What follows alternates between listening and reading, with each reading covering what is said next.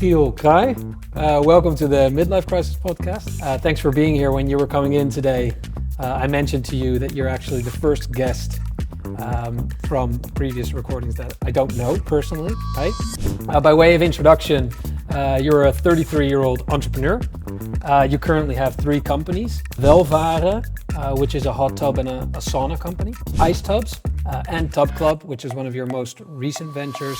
That was always like, I think, a bit of a thing to do it as well, but also, if I look at what I like now, so which maybe back then was the same, like a little bit, I just really like the building part. Like I really enjoy building towards something. And I think as an entrepreneur, maybe to come back to your early question, should somebody be an entrepreneur? You should enjoy the struggle. If you only want the success, like I think that I read the statement as well, like if an athlete only enjoys the 10 minutes in their life they're on the podium, it's about the 10,000 hours you need to put in, you need to enjoy the 10,000 hours. And I really enjoy that.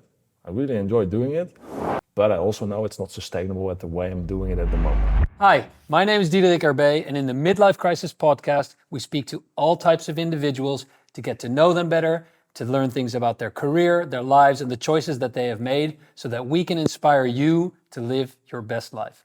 Hope you enjoy this episode. Chiel Kraai, welcome to the Midlife Crisis Podcast. Thanks for being here. When you were coming in today, I mentioned to you that you're actually the first guest from previous recordings that I don't know personally, right? We just met each other when you came walking in here. So for me, something new as well, something exciting. So thanks for being that first unknown for me in my podcast. By way of introduction, you're a 33-year-old entrepreneur.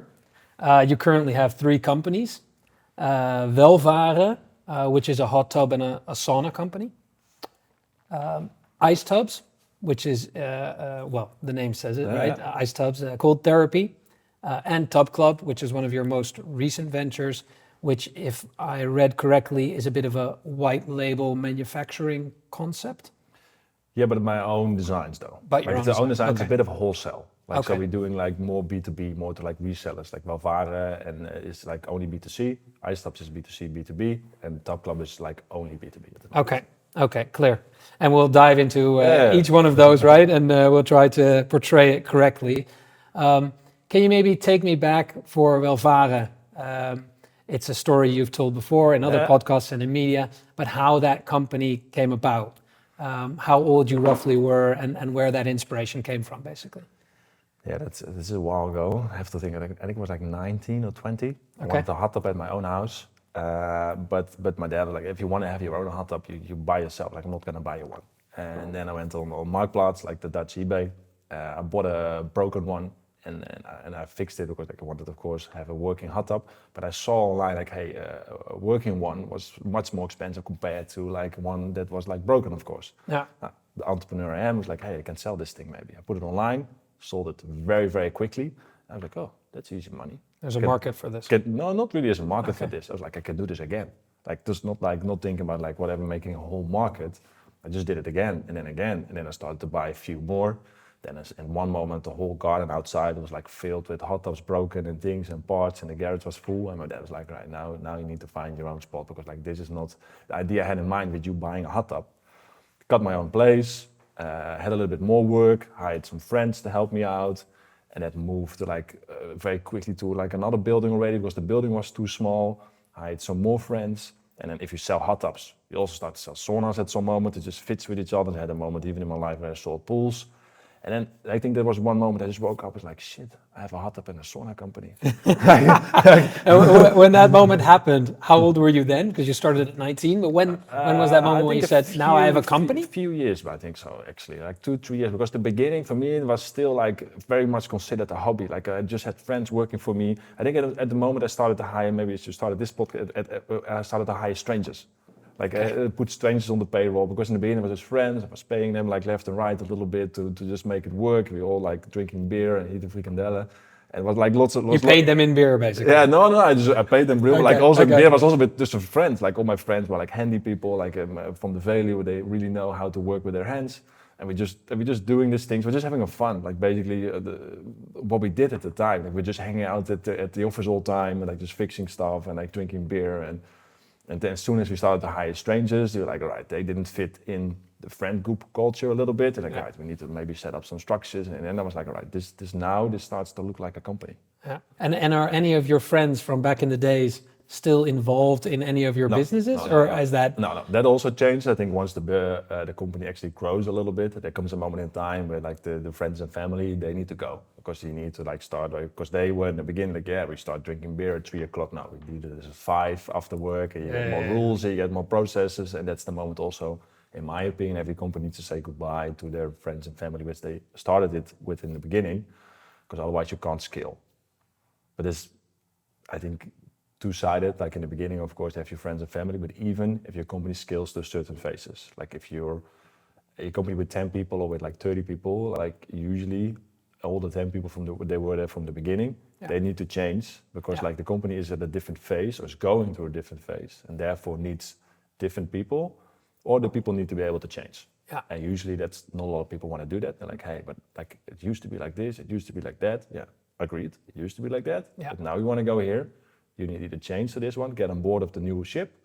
And if you can't get on board of this one, there's no future here in this company anymore. And their skills and capabilities are often good for the phase that you're in then, but then those skills and capabilities need to change, not only the culture, but also... Yeah, you need different skills. And therefore, like that's what I've learned, is there's only a few people who can do that. Who can able to actually every phase of the company can like, all right, back to the drawing board, I'm changing my own role, my own added value to this company.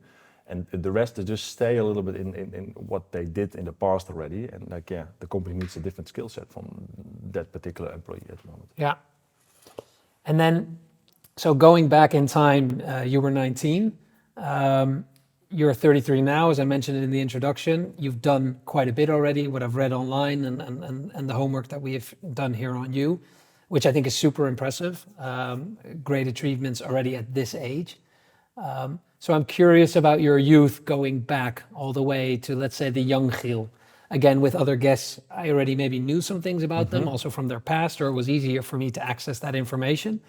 With you, that's a bit more of a black box. So I'm very curious as to what were you like growing up? What did your family situation look like? Because you started very young as an entrepreneur. Was that always something that was... I was already part of your life? I was just like looking back at it, I've always been an entrepreneur. And I also believe at the moment, like some people just are like who they are. Like some people, I can't sing, like some people can sing, like everybody has their own skills. You're not going to do a musical. Born with. No. Like I was selling fireworks in kindergarten to my classmates, where the moms started to complain to my mom I couldn't sell them that anymore. I was buying it for my brother, selling it to them. Not heavy fireworks, I assume. But not heavy fireworks, but like simple fireworks because they couldn't get that from their moms, and I was basically their supply. Yeah. And then it soon changed to like selling like illegal video games. Like if you wanted to buy FIFA, it was like 50 gulden or something. And I had a guy who can like copy me these things, and I could sell them like for $5 or $10 or something. Did that for a long time. And did your parents encourage that? Did they?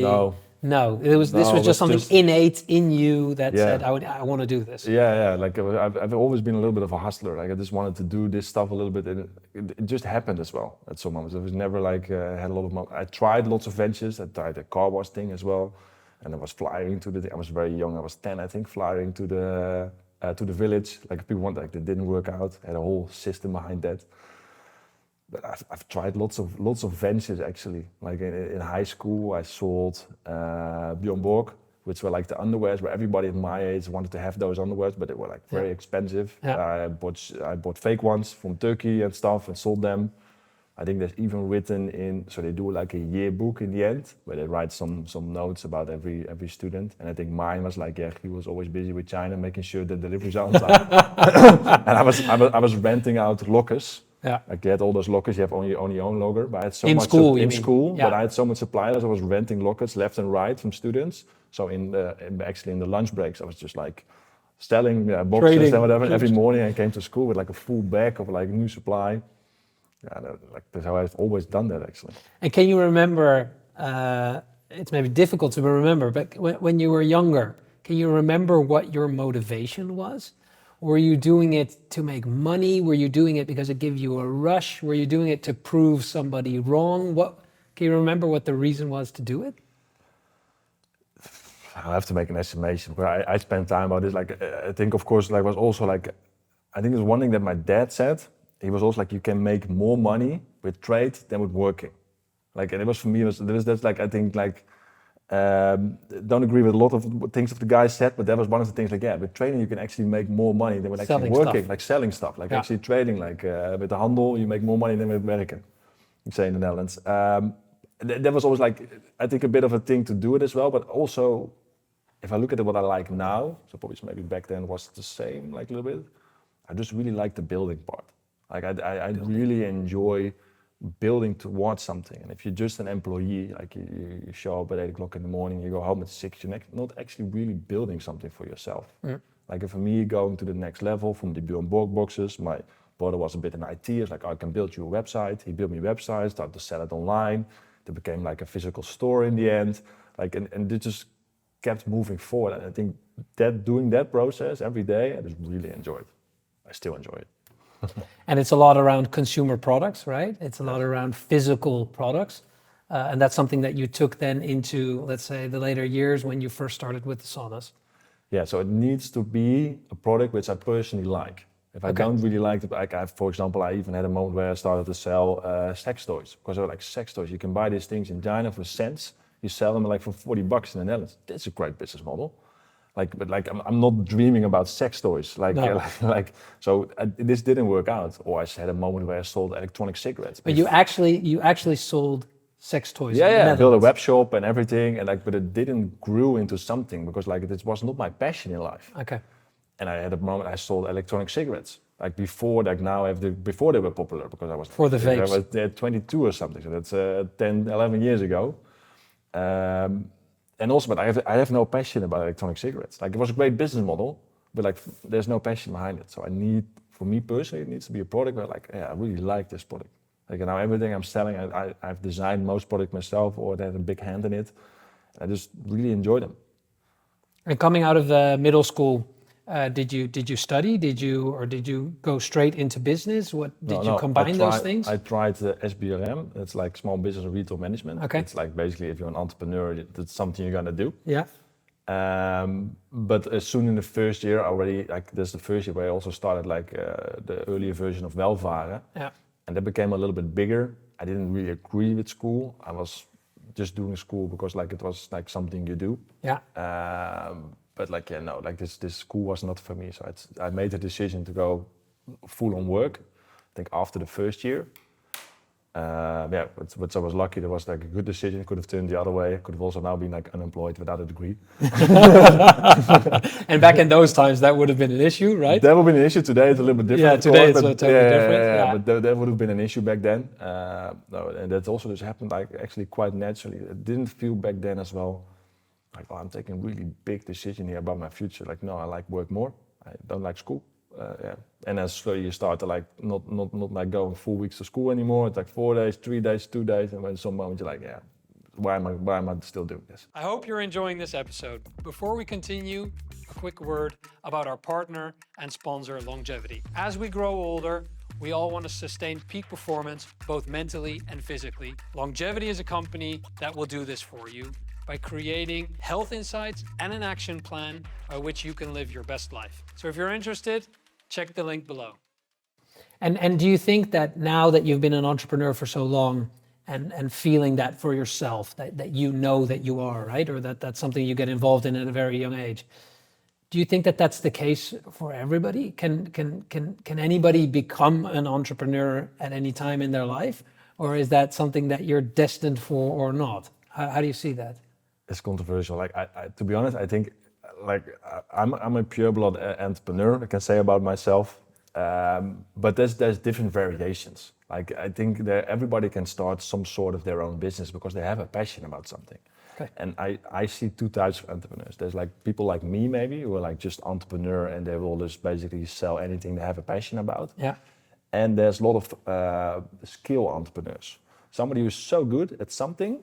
They turn it into a business. Okay. But they have usually much lower ceilings than the guys who are actually the entrepreneurials. Because I really enjoy building the business. Of course, it needs to be a product which I also have passion about. But the skill entrepreneur really likes to do that skill. And therefore has made his own ceiling in his company a little bit. Yeah. Yeah. And that's what you see sometimes in life. Yeah. Those are good private equity buys. Yeah. Yeah, I understand. Yeah. And can you take me through a bit of the journey that you had with Welvare? I think it's a very established company by now, trading in a number of different European countries. Can you take me a bit through that journey? I mean, it's very difficult to compress that all 10 years or more into a very short kind of story, but can you kind of explain for the listener what building that first company was like? So we started very simple, like with inflatable hot tubs a lot. That was still new back then. Like not a lot of people were selling them, and they were like lower on the cost price, so we could actually sell those more quickly. Started to add secondhand spas to it as well. And then at one moment, I ordered some hot tubs, like some wood-fired products from Eastern Europe, and it was like 10% of the business. 70% was the inflatable spas, and 20% was secondhand spas, what I did for Marktplaats in the beginning. And then there was very quickly, almost like 2 years in or something, there was a moment where somebody got had a electric shock in one of the inflatable spas, like a customer, not my customer luckily, but somewhere else. But that made the Dutch government say like, hey, you're not allowed to sell these things anymore. We need to research this. Like we will dive into this, and then we'll let you know. I got like a very, very serious letter that every day I kept selling these things and so much like penalty and whatever. Yeah. Fines basically. Fines, yeah. But it was like 70% of my business. So I was quite dependent on this because I had a few guys working for me. Like I think at the moment we had like 8 or maybe 10 people. And then basically we said together, like, hey, what are we gonna do now? Like, are we gonna wait? Is it this thing gonna take a week, a day, a month? Like nobody knew actually. And it's also like it's the government, so they also don't really answer questions. Like it's super vague.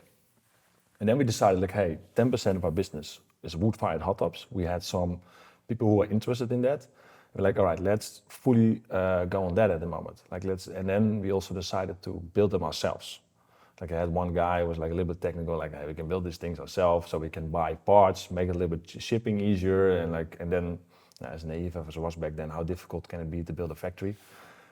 We started building them ourselves, and that I think was a very pivotal moment in the company because it turned out to be a very good thing. We of course wood-fired hot tubs is a niche, but like we are the biggest and we are really good at the niche, and that started to scale at the moment, and then I was also the entrepreneur to like kept adding things. So then we were like, oh, we had a logistic partner who fucked up a few shippings. Let's do it ourselves. How difficult can it be to build a logistic company? And then the heaters are made of stainless steel. Oh, let's start a metal factory. Let's start to build our own saunas. Let's start to do this. So in the end, Welvare turned out to be a very complex company because we had so many different aspects in the company. We're basically running 6 companies in one company. You've insourced all aspects of the production, logistics, everything you do yourself under one umbrella. And now a few things we pushing away because me in the beginning as an entrepreneur was like, hey, I can do everything better, but you can't. Because I'm not a logistic entrepreneur. I have no idea. There's somebody who understands logistics way better than I do. I can do it at a lower price. You can do it at a lower price. And so now we are slowly making the company more into the things we're very good about. We're very good at marketing, very good at sales, and the hot tub production we have as well is very efficient. So but we stopped, for example, now recently with the sauna production. We can buy them basically cheaper in an external factory. Yeah. We had to train them, of course, quite on quality and things. But this saves us like a whole department in our office. Like now at the moment, if you buy a sauna for us, like we don't have to get 40 invoices anymore. We just get one for this particular sauna. Yeah, yeah. And I think to sum my Welvare journey up, that was like in the beginning, I started to go very wide, doing everything myself, and now we are like basically making it a little bit smaller and more into a focused company, what we're good at. And I read somewhere that you have roughly 65 to 70 people under contract for Welvare. Mm-hmm. Is that still the case today? Are you also looking at? I think we are a little bit less at the moment. I think we peaked at a little over 100, but we already going down. I think in the end maybe we have 50. That's what we're hopefully aiming for. Okay. And also having a lot of people, of course, is also difficult on its own. Yeah, of course. A lot of overhead, a lot of... Not like from an overhead per se, but like if you have 100 people, like what I say, we have also at Welvare, we have the whole society working at Welvare, of course. We have C-level, we have managers working at Welvare, we have production, we have logistics, like the whole society works at Welvare. It's not like and to make a system that works for people with like different parts of lives, very complex. Like the Hague has issues with that. Like we have also had issues with that because the guys from logistics, they don't care, for example, about like, hey, what is the company doing, whatever. No. How can I develop? They have different like questions than like management level. They want this, like want to be involved in this, like so. To make that work is also quite difficult. Interesting. I'd never thought about business or entrepreneurship in that sense, that as a CEO or as the founder of the company, you need to take into account the different people within your organization that have different needs, different wants, and that in itself creates, more work, I guess. More work, and actually makes it very difficult. Like to like, of course, and also the company. It's not like I don't run it like a dictatorship as well. Like I see it's a bit of a democracy. So you want to have people to have a voice, and if you want to give everybody a voice, that means also like stuff is changing, and people need to agree. Yeah, which makes it also like more complex. If you say like, hey guys, we're going to the left, and everybody needs to shut up and just going to the left. Like I personally don't believe in that, but that would be like an easy solution to maybe manage a company. This is just like we need to have lots of conversations with everybody before we can go to the left. Yeah, and do you ever talk about Welvare in public, about revenue that the company makes, for example, or? I don't know if we do, but like there's no secret. I think this year will be about like 14 mil. 14 million in revenue, and. Having done that now for 10, 11 years, right? I mean, that is a very successful company. Has that also given you more freedom as an entrepreneur, either mentally or let's say financially, in certain choices that you make now in your life? What kind of space are you in there currently? Yes, of course. Like I think for me, it's of course easier to spend some money or like experiment some things or just fly somewhere than it was, of course, like 10 years ago. Because now I'm like, hey, I just like this, and also like I think that's maybe not just the money, but it's just maybe also the size-wise of the company. That as an entrepreneur, you can start to make at some moment you can start to make your own calendar. Okay. And that for me is what works best. Like of course, like. And you have that now within Welvare. Like you're free. You're more free to look at your company rather than be in your company all the time. So most companies I'm not in them because like this doesn't work for me. I need to be more on the outside. That's also where I add more value. But I'm very stern on where actually I'm spending my time in the company and with stuff that gives me energy. And I think the bigger the company is, you can like, hey, but like I don't really like this project. Like who wants to do this? You. Yes. And so this gives me, so the size of the company, it's not the money, but I think just the size gives you the flexibility to do the things which you like. And also because I like these things, I'm also usually good at them. So that's also where I provide most value for the company, which gives the best ROI of my time as well. Yeah. And then transitioning into your second company, when did the idea for IceTubs come about? Because I mean, everybody on Instagram these days sees these kind of health trends, right? I mean, you can't open your Instagram or you see somebody getting into an ice tub, right? It's in your face. It's at the front of social media, let's say. How did that start for you? Yeah, so this started also in Welvare. Like I think at the moment we got people like buying hot tubs without a heater and then we're filling them with ice cubes. Like and I heard this 1 or 2 or 3, 4 times. Like I have no idea what this. That was the customer feedback. People were telling you. Yeah, people were just buying them. Like I heard this from the sales guys. Like they have sold another hot tub and this guy is going to fill them with ice cubes and whatever. He's going to use them as a cold plunge. But cold plunge now everybody knows. Back then it was like cold plunge. Like what? Okay. And how long ago was this? I'm saying 4 years ago. 4 years ago. 4 years ago, maybe a little bit longer, 4.5. This started to happen like more and more. And also like Wim Hof is like one of our customers at Welvare. For a long time, for 10 years already, even before he was famous. He just like for his house, saunas and stuff, he buys them at Welvare. He's actually I think maybe he's even one of the first guys who bought a hot tub to fill him with ice cubes. He's still using those same hot tubs actually. And then I stepped from that like, hey, what are all these people talking about? Like, what is happening here a little bit? So I did like an ice bath workshop in Amsterdam. Did like the breathing and like everything, and then like had to fill like one of those big blue inflatable pools with like whole bags of ice. Sheets of ice, huh? Yeah, and it felt a little like I was digging my own grave. And it's more ice, and then we had to stand around it in a circle, and the guy's like, right, who wants to go? And you'd never done it before? Never done it before. And this guy's like, who wants to go first? I'm like, okay. let's go. And let's see what Okay. happens. And I got into the ice, and at first I wanted like, oh, this is so cold. And I was like really like tensed up. And then I remember still the guy came up to me, put a hand on my shoulder, like, you're not gonna win from the ice. You need to surrender. You just need to lean in instead of like try to fight it. And then just let go. And I think people who have used like a cold plunge, they all know their first time, and they're like, hey, when they actually feel like, hey, I'm not dying in this thing. It's super cold, but that's also the moment when your internal like heat engine starts to warm up. You're like, oh, this is cold, but like I can survive this. Yeah. And I got out of it, and then I got like the dopamine boost, of course. And I was like, yeah, this is amazing. Yeah. Like this is like, I think everybody should experience this, but like not with like a blue inflatable pool filled with ice cubes. Like I'm a product guy. I have a factory. I'm building hot tubs for 10 years.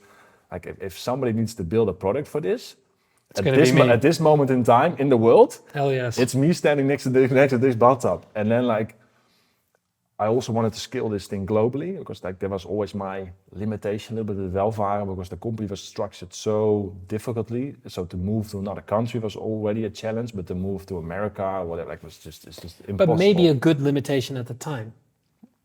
And of course, otherwise I probably would have done it. Maybe a blessing, how do you say that? Maybe a blessing in disguise, yeah. Right? I mean, well, we'll never know, but... Yeah, we'll never know, but to be honest, I kind of agree. Okay. Because otherwise I probably would have tried it and like burned my ass really hard. Yeah. But for IceTubs, like this was one of my goals. Like, and also from a market, then I was like a little bit more developed. Was the goal scaling or was the goal America? Scaling. Global brand. Global brand. I want to be a global brand, and to be a global brand, America needs to be included, because they're like half the consumer market in the world, I think. That's not true. Like China is also big, of course. But so like it needs to be a product to build from scratch, really from a product engineering. Like every screw, every part we use, can we use it in Australia? Can we use it in the UAE? Can we use it in America? Or do we need to use something else then? We spent so much time on actually developing this thing to make a product that's actually scalable to sell globally. How long did that take, roughly? 1.5 years, 1.5 years, okay. Different iterations of the same product? Different iterations, and to maybe go more of this podcast a little bit more on the personal side for me. Like this was my side project, also me doing this thing on my own with like some external parties. And nobody in Welvare could like care about this at all, because they had their own stuff. 100% agree, like they had their own stuff. And this was for me, I think it's super, super hard to do. Like to actually build a startup on the side while I was still in Welvare at that time as well. So it's basically like building a second company while you're still basically full-time entrepreneur on the left. It's juggling, and also to see that it's not moving when I'm not putting time on it. Like Welvare stuff is always moving, because even if I'm there or not there, it doesn't matter, it's moving. And this was like only moving when I spent time on it, and actual physical time, not a 10-minute meeting or something. Like this is like I had to put hours into this thing. And it didn't work out. I think the 18 months or the 20 months we spent on it, like I think I had 3 moments where I was like, what the fuck am I doing here? I'm giving up. Like delivered like some products we were shit, or the whole thing we spent like a lot of money on like making a new mold that didn't work out.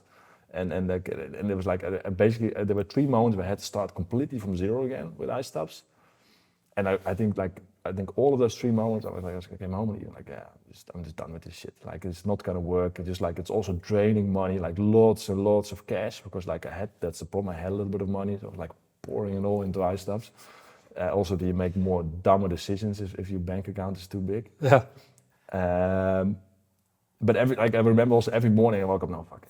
Let's start over. Let's do it again. And that, in the end, was of course we hit it right, because that's also what I felt like. This market is booming. Like I just need to make it work. And I think the 3rd or the 4th variation that really clicked, of course, with the market, with the production, and then we could start to build the company, hire more people, and then everything started to fly. But from, I think, an entrepreneurial perspective, I think that was maybe one of the hardest working times of my life, because I was like, this is just like insane what I'm trying to do here. It's still like compared to other companies on a small scale, but for me at the time it felt like I was pulling off something impossible. And what suffered around you? I mean, I can imagine when you're that busy as an entrepreneur, you have to make certain concessions, right? There's only a certain amount of time in the day. You can only spend it or focus it in a certain area. What suffered in your life? It's just hours. Like I was just working all the time. Yeah. I was all the time busy with work. That means like have a great group of friends. I still have them, and I didn't spend so much time on them back then. No, you never saw your I friends. never saw my friends. I was also like, they were going like whatever, like play padel, do this. I canceled holidays. I was just working. Like it was like when my day was done at Welvare, which was already a serious day, I had to go to my startup company, which was basically also another full-time job. And yeah, this both of those two things combined was like a very sucky like 18 months looking back at it. I'm not gonna do that again. And would you recommend that type of life or that type of lifestyle to people listening who are maybe younger, right? We maybe hopefully have some younger listeners who are at the beginning of their career or, just started out. But maybe people even my age, right? And nearing 40 and thinking about, I've always wanted to be an entrepreneur. I have this cool idea. People don't always realize what kind of sacrifices you need to make. Would you recommend somebody to do the same? Yeah, there's a different variation entrepreneur, as they call it, like I'm a serial entrepreneur doing multiple companies, and usually when shit hits the fan, it's always all three of them. Like it's never like, oh, let's then this one, the next week the other one. No, like it's like it's a very big peak, yeah. and then for like a amount of time, like everything like it's smooth sailing. I wanted to do that somehow. I don't know where this came from, but I was like, when Welvare started to run as like a machine a little bit, it was to do, and I started with IceTubs, like I was so excited about building another company because I like the startup life. I really enjoy building a company from 0 to 1, and maybe enjoy more than like building a company from 3 to 5 or whatever. Yeah. So I dig my own grave as well a little bit. I just started to make new ones and then new ones. And now I understand really well, like for me this at the moment is also a little bit it. Because I can only do 3, like I cannot spend my time anymore. Which is already a big number in itself, right? I mean... it doesn't feel that way though. No, okay. A lot of people would dream of setting up one company, right? You already have 3. Yeah, but I enjoy also the speed in the stuff. So as soon as the company, I think maybe I will add a 4th one maybe in the future if it starts to get boring or like something needs to go between, like Topcop can maybe be owned by Welvare. So something has to go off my calendar to add something in one way or another. But coming back to your question, I think the serial entrepreneur I wouldn't recommend. This is dumb. Like, and I started to ride that train, and for me, like I can't go back anymore. Like this ship has sailed. But like I think once you have a proper company, if I maybe focused all my attention on Welvare, it probably would have a way bigger company by now as well. Because like what you give attention, it grows. Yeah. And as an entrepreneur, you have also a very specific skill set, I think, which is usually unique in a company because the rest of the company are just employees in the end of the day. And as an entrepreneur, you bring a very unique value, and that translates usually in more growth. So size-wise, I could have maybe built the same thing if I just spent time on Welvare. Opportunity-wise, at the moment, I have 3 companies which are growing, which can't be outgrown by one company anymore at the moment. But like, yeah, you have had some very rough moments. But I would really not recommend this. I'm not going to do it. No. Danilo's not going to do it. No, I would really not recommend this. We'll do a podcast. Yeah. And how is IceTubs going now? How's the scaling going? I mean, is it going the way you want? You recently raised some money, I heard in one of the other podcasts that you were in. How's that going? It's going very well actually, but not how we planned. Like, and that's for me like because it never goes how you planned. It never goes how you planned. Never goes. And that's a bit like I'm like sometimes I have to step back. Like, hey, it's going really well. Like last year we grew insanely. This year we'll grow also like very big numbers, but like I planned for bigger numbers. So, and this is maybe a bit of an entrepreneur in the same, like also the management position we've had, like when we see the numbers, like there's a very decent growth, but then we're like, yeah, this could have been more. Like how are we gonna get more off the table? Yeah. And USA is very complex. Like I thought easy of this in the beginning. I was like, yeah, let's go to USA. We have a great product, great price, competition is shit. Let's take over. But like most of them, like, hey, what are you coming to do as like a European guy? I did it myself. You have no network, you have no things, no infrastructure. Everything needs to be built from scratch. Like I think I even remember getting, for example, like in the beginning, like brochures. Like something super simple as brochures. I'm saying I need brochures tomorrow. Like in the Netherlands, like I know a guy, or I know a guy who knows a guy. Like I have brochures tomorrow. Yeah. This is not like, and I was like, I spent like a few days on getting actually brochures, like something so simple because I had 0 people to call. Yeah. And this is like a very specific thing, but this is for everything. Like you have your marketing agency, your SEO guy, a guy if something Legal is broken, services. legal services, like, and like here as well, you had lots of iterations in this guy. Your network grows, so you know the best guy in every field. And here I had like, just like, and then you get screwed over quite a bit. Because like you're the European kid who comes over here with like with some funding money. Yeah. And they're like, they feel that. Yeah. And I saw that you've now chosen for a different business model in the US because of this. Yeah. So you're more into, let's say, kind of a reseller business model, outsourcing some of the activities for that business. Is that proving to work? Is that a better approach? Yeah, so that's grown because they have their infrastructure. These guys have their marketing company, their service guy, whatever. Like, so you're basically plugging.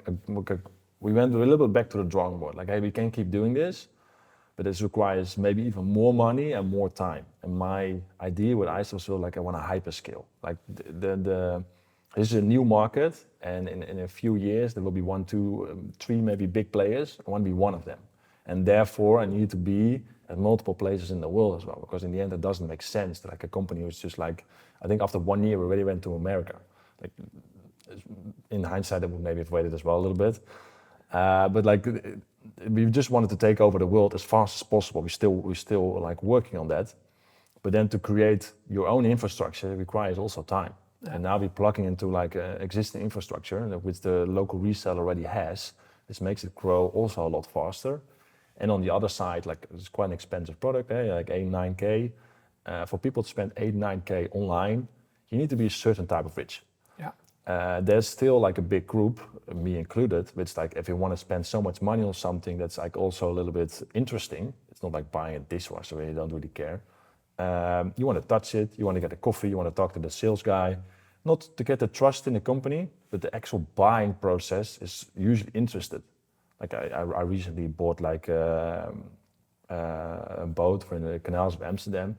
And I was also like, I just want to talk to a sales guy. I want to learn about boats a little bit. I just want to have a conversation. Just part of the fun. It's part of also spending that much money. Spending that much money, but also having like... If it's only one click online, that takes away a bit of the joy of being able to spend that money on something huge. And that was also one of the moments I really understood. I was like in the client, I was driving to a showroom, I was talking to the sales guy, got a quote, got sold a little bit. And like I was like, all right, this is also the experience which clients for Welvare have, because we have showrooms everywhere.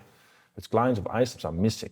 And what is it? The top layer who spends 8K on a phone call and like give me one, that's a very small percentage of the market. There's a big market that just wants to go to a showroom, touch the product, talk to a local American guy with their local accent, and we are missing that market as well. So by that, we are now making basically a market size bigger, and we have an infrastructure that works. Because what we have in the end, we have a great product with a great brand. We just need to find the most efficient way to get it to people. And in how many countries are you now?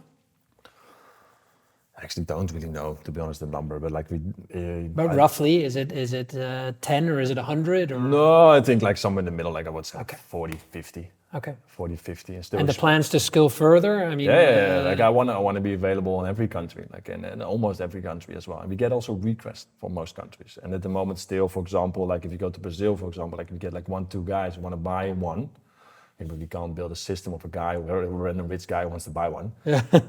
So we need also their resellers. So in the end, I want to have IceTubs available in each country within like a couple of weeks. So basically, if you live in Brazil, you want to buy an ice bath, you can buy them at somewhere local and then get it shipped to you within a couple of weeks. But that requires like local partners and of course stock as well in each country. Yeah, and production is always done from the Netherlands? Europe at the moment, no, Lithuania, we produce most of our stuff. Okay. Wanted to make something in Mexico for the North American market, but now with the whole Trump situation, that like because they had a zero tax agreement, so if you produce in Mexico, you can deliver to the States, basically the same in the rules we have in Europe. But like he completely changed that. Tariffs. So that's not interesting anymore at the moment, and a bit uncertainty, and also in America, it's not going as fast as we hoped, so we can delay this a little bit. So now let's see how the political world plays out a little bit.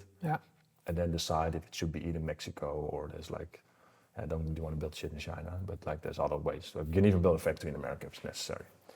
And I can imagine at this point in life, you're very focused on work, right? I mean, 3 companies, it's taking up all of your time. You were even saying before we started recording that you also used to wear the same clothes every day, build as much routine into your everyday life to create as much headspace for your business as possible? Yeah, this was also not a conscious decision. In hindsight, looking back at it, like I said to you before as well, like in most hotels I came regularly. I had the same room. Like this, I also didn't go to booking. I just texted the owner. Usually I go to boutique hotels, so I texted the owner, hey, I'm coming by next week or whatever. And I want my same room. He made, no, I didn't have to ask, he knew it. No. I said Okay. it one time, like, yeah, this is the room he wants. I go to the same breakfast place. I eat usually always the same breakfast, like doesn't matter if I'm traveling or not. And clothing wise as well, like I just had like, up until recently, I just had like black shirt and black jeans and sneakers. That like, I had to change that up a little bit. So now I'm wearing some colors. My wardrobe looks different. Still, my co-workers are still not used to it a little bit. No, they only know you in black. There's still sometimes, like even like today, there's still some like I just don't recognize you still. But still something is You're so off. colorful. Something is off. I'm so colorful. They comment also quite often a little bit. And also my house, like I don't have a very small garden in Amsterdam, but I have somebody organizes that. I have a cleaning who comes, like I don't touch anything in my private life. Everything is automatized. I don't have any headaches from this. I also am really annoyed, like if my car, for example, breaks down, and like then I'd rather buy a new one because I'm like, yeah, I can't deal with this. Like I don't want to spend time on this. No. I just want to spend headspace because I also don't enjoy, like, who wants to spend time on a broken car or like or cleaning their house. But do you always want to stay like this? Do you feel comfortable that way? I mean, is that a normal way for a normal person to live? Doesn't it sound odd to you when you're saying this? Yeah, so there's also a question I've been asking myself. So I don't cook. I haven't touched a pan in like 5 years, maybe even longer. And I'm not joking. Like I literally didn't touch a pan. No. So I just order in or like eat at the office or because I also that way I'm like I don't want to spend time. I also don't enjoy spending time with it. No. And maybe very recently I had the first time the feeling in my life, hey, I want to cook. I felt like at least touch a pan, maybe not cook. Let's not take it too far. I imagined myself like just the feeling, like, hey, maybe I want to cook something. Like it was like this is like no for other people, for maybe different people, there's a very normal feeling. But for me, like it was like, oh, I want to spend time in the kitchen. Like I have nothing in my fridge. Like everything in my house is empty. Like I just order in. I have some cutlery. That's it.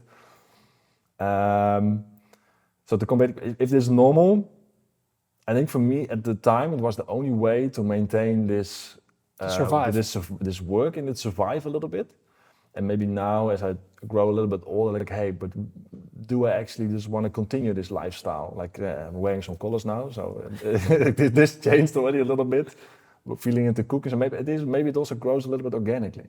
But I'm aware it's not a normal way to live. Like, and also, especially now I changed my clothes because like now.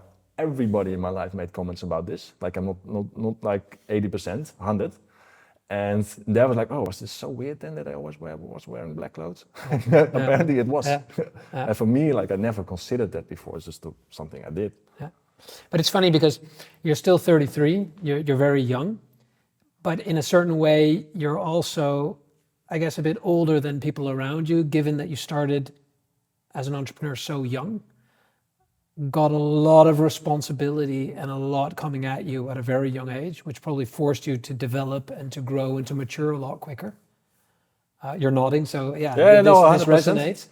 But I mean, somewhere you also kind of still have a second and a third life ahead of you almost, right? I mean, you're not going to be doing this forever, or maybe you are. I mean, I'm curious to see how you see the future, but how are you going to make sure going forward in life that things stay fresh, that you stay happy, that you continue to do things you want to do? I mean, yeah, this is a question I've played with a lot. I think like, especially when I reached 30.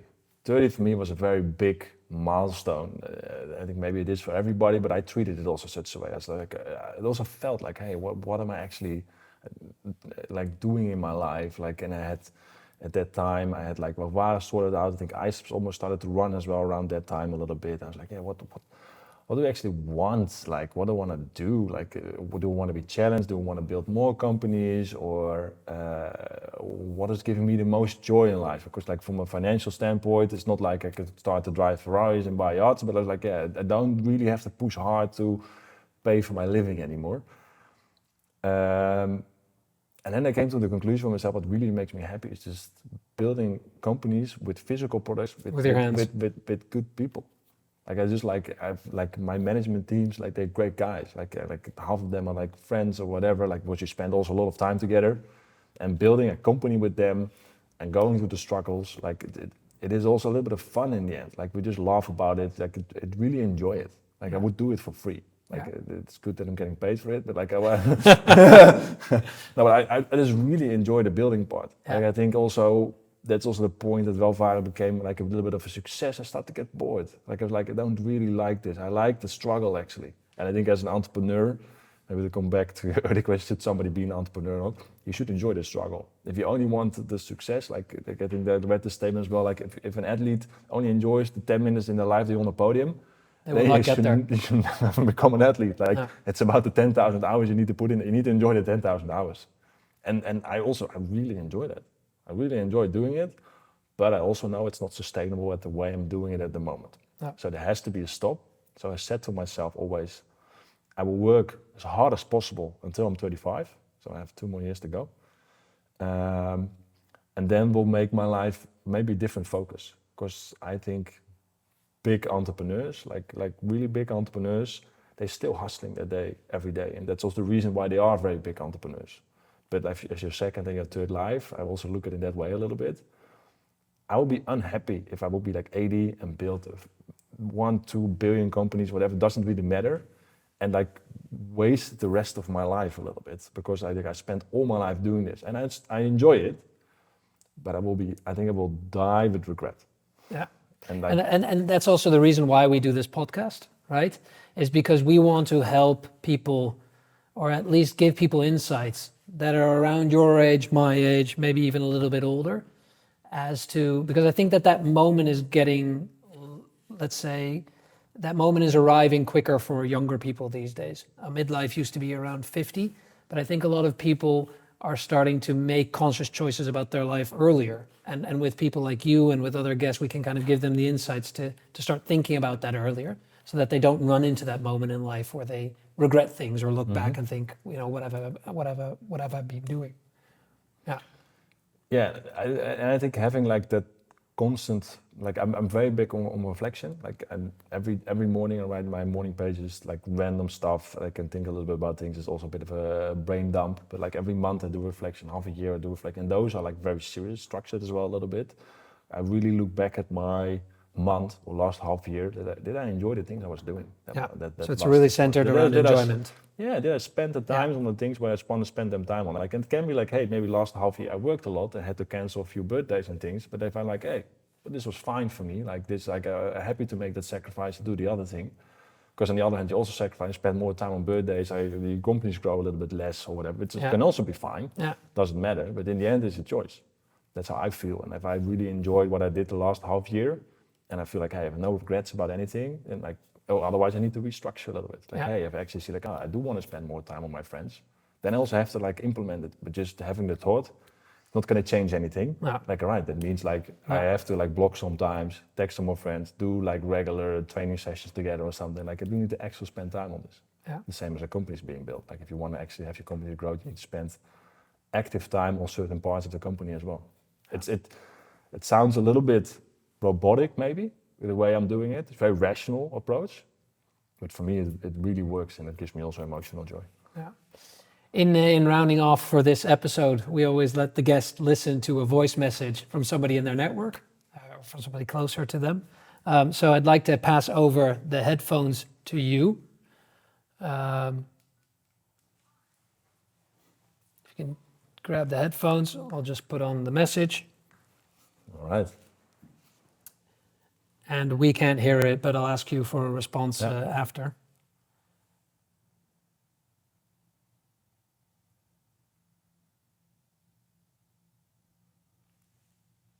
Don't hear anything. Oh, sorry. Hi Giel, happy I recommended you for this podcast because I think you're a rare type of founder. We met just over a year ago through the same personal branding agent, Meerte, and from the start I saw something really unique.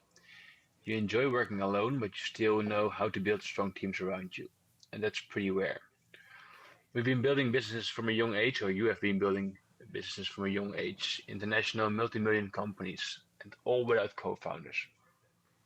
I really respect that. And I admire how you went to the US, knocking on doors the old school way, only to find out the game there works differently. But you kept going. And now you're deep in the health scene, saunas, hot tubs, and now ice baths. You're not just building products, but you're really curious about longevity too, and what's next in health. Maybe one day we'll do something together. Your recovery knowledge and my medical side could be a powerful combo. So glad I got to know you. And midlife crisis or not, the best part's probably still ahead. I think that was it. Yeah, no, such Yeah. I don't know. Second person. Second take. Second one. Can you maybe tell who that was? And Yeah, that's Thomas. I'm from Longevity. I think I met him like a couple of years ago through, like he's even mentioned that, like to a personal branding agency we were both like half working with a little bit. We got the contact with each other and like it clicked a little bit. I think I find like back then I was like meeting entrepreneurs with a training session and ice bath in a sauna to grow my network. And it's not sustainable on my calendar anymore. No. But like Thomas was one of the guys and like we really clicked just on a personal level. And like we have the same interest in longevity. We both want to stay on this planet longer. Yeah. And we want to work on that and spend money and time on that. And what he said, like he's for me like a little bit like, hey, that I don't have any co-founders. Like I built every company without co-founders. He finds that impressive. On the other hand, that is maybe impressive, but also like I'm maybe also need to learn more partnering on that level as well. Like it's also like to do something together. It's also difficult. Like doing it alone is difficult, but doing it together is also difficult. Of course, yeah. So there's pros and cons on both sides. Yeah. Well, thanks a lot for being here today. We're going to round off this episode. Thomas, who just did the voice note for you, is also the one who told me there's this guy here in the Netherlands. He runs multiple companies, young guy, very inspiring story about what he's been doing. So that's also the reason I invited you here today, off of a referral from Thomas. And I can only say, I mean, we talked about it before the episode as well. It's really impressive what you've been doing at your age already, setting up so many successful companies in a space that you clearly really enjoy, that you have a lot of passion around. Starting something, fireworks in kindergarten sounds pretty over the top, right, for a lot of people, but you've been doing a lot of things since you were very young. I think that's very, very cool to see, and it'll be very inspiring to our listeners to listen to. And also the fact that you're now already at this young age contemplating what you want to do in the rest of your life, what makes you happy, what kind of changes you already want to start making in your life. So we're going to follow that adventure that you're still in with a lot of a lot of attention and to see where that goes. And I wish you the best of luck in that. So thank you very much for being here today. Perfect. Thanks for having me. And I like the personal angle you're doing here, because like lots of like, oh, how you built this and how you're doing that. But in the end, like a company is like a group of people with somebody at the top who has to make very difficult decisions. Yeah. So I think that like a podcast like this can be quite insightful for people if they want to make a decision to become an entrepreneur or not. Yeah. One of the examples. Yeah. Okay. Well, thanks a lot. Thank you.